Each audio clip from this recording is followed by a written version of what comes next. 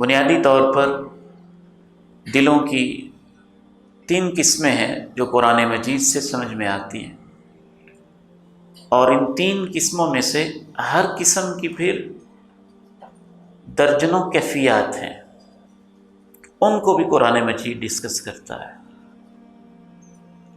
سب سے پہلی قسم کا دل قلب سلیم ہے۔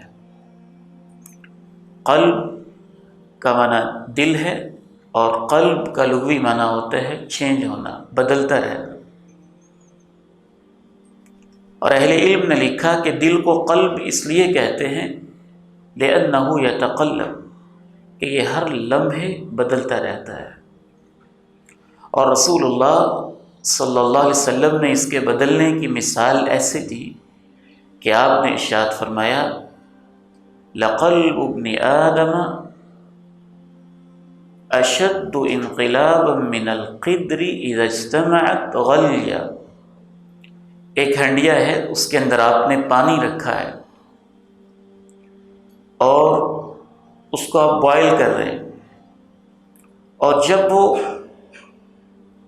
ٹیمپریچر آخری حدوں کو چھونے لگے اور اس کے اندر مثال کے طور پہ آپ نے رائس یا چاول کی طرح کی کوئی چیز ڈالی ہو، اور آخری لیول پہ جا کے جب وہ بوائل ہو رہا ہو، تو جیسے اس کا نیچے والا حصہ اوپر اور اوپر والا حصہ نیچے آ رہا ہوتا ہے، اور ایک لمحے بھی ایک چاول یا ایک چیز اس کے اندر ٹکی ہوئی نہیں ہوتی، اللہ کے پیارے نبی علیہ السلام فرماتے ہیں آدم کے بیٹے کا دل اس سے بھی زیادہ ہر لمحے بدلتا رہتا ہے۔